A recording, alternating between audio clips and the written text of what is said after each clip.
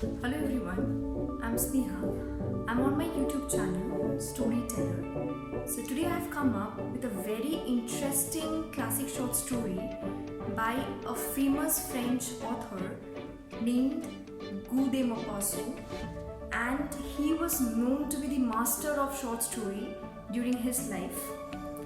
So the short story which I have read out to you previously and the one which I'm going to read out today, though they are very simple to read, but it has got a very deep inner meaning which one should always understand while listening or while reading these stories, and these add up to your moral value. So let's get started. The girl was one of those pretty and charming young creatures who sometimes are born as if by a slip of fate into a family of clerks. She had no dowry, no expectations, no way of being known, understood, loved, married by any rich and distinguished man. So she let herself be married to a little clerk of the Ministry of Public Instruction. She dressed plainly because she could not dress well, but she was unhappy as if she had really fallen from a higher station, since with women there is neither caste nor rank, for beauty, grace, charm take the place of family and birth. Natural ingenuity, instinct for what is elegant, a supple mind are their sole hierarchy, and often make of a woman of the people the equal of very greatest ladies. Mathilde suffered ceaselessly, feeling herself born to enjoy all delicacies and all luxuries. She was distressed at the poverty of her dwelling, at the bareness of the walls, at the shabby chairs, the ugliness of the curtains, all those things of which another woman of her rank would never ever have been conscious, tortured her and made her angry. The sight of the little Breton peasant who did her humble housework aroused in her despairing regrets and bewildering dreams.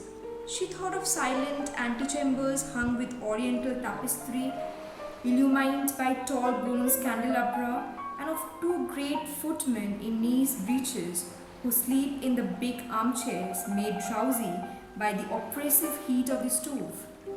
She thought of long reception hall hung with ancient silk, of the dainty cabinets containing priceless curiosities, and of the little coquettish perfume reception rooms made for chatting at 5 o'clock with intimate friends, with main famous and sought after, whom all women envy and whose attention they all desire.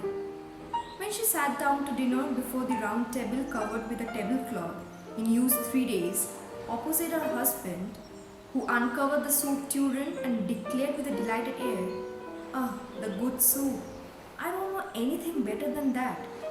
She thought of dainty dinners, of shining silverware, of tapestry that peopled the wall with ancient personages and with strange birds flying in the midst of a fairy forest.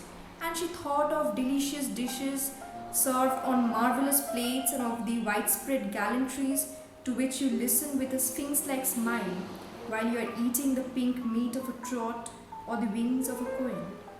She had no gowns, no jewels, nothing, and she loved nothing but that. She felt made for that. She would have liked so much to please, to be envied, to be charming, and to be sought after. She had a friend, a former schoolmate at the convent, who was rich and whom she did not like to go to see anymore because she felt so sad when she came home. But one evening, her husband reached home with a triumphant air and holding a large envelope in his hand. "There," said he, "there is something for you." She tore the paper quickly and drew out a printed card which bore these words: "The Minister of Public Instruction and Madame Georges Rappeneau request the honor of Mr. and Madame Louison's company at the Palace of Ministry on Monday evening, January 18th. Instead of being delighted as her husband had hoped, she threw the invitation on the table crossly, muttering, "What do you wish me to do with that?" "Why, my dear, I thought you would be glad. You never go out, and this is such a fine opportunity. I had great trouble to get it. Everyone wants to go. It's very select.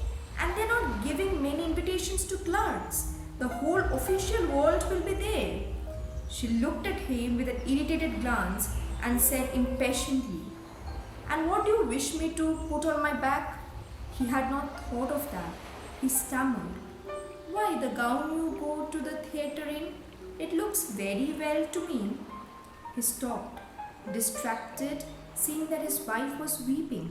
Two great tears ran slowly from the corner of her eyes towards the corner of her mouth. "What's the matter? What's the matter?" he answered. By a violent effort, she conquered her grief and replied in a calm voice, while she wiped her wet cheeks, "Nothing. Only I have no gown, and therefore I cannot go to this ball. Give your card to some colleague whose wife is better equipped than I am." He was in despair. He resumed, "Come, let's say, Matilde, how much would it cost a suitable gown which you could use on other occasions? Something very simple." She reflected several seconds, making her calculation and wondering also what sum she could ask without drawing on herself an immediate refusal and a frightened exclamation from an economical clerk. Finally, she replied, hesitating, "I don't know exactly, but I think I could manage it for 400 francs." He grew a little pale because he was laying aside just that amount to buy a gun and treat herself to a little shooting next summer on the plain of Nanterre with several friends who went to shoot larks there of a Sunday. But he said, "Very well, I'll give you 400 francs and try to have a pretty gown." In my next video, I'm going to read out the next part of this story. Please do listen to it, and I hope you will be waiting for the next part of the story. Till then, like and share this video with your friends, with your family members, and subscribe to my channel if you haven't subscribed to it yet. Thank you.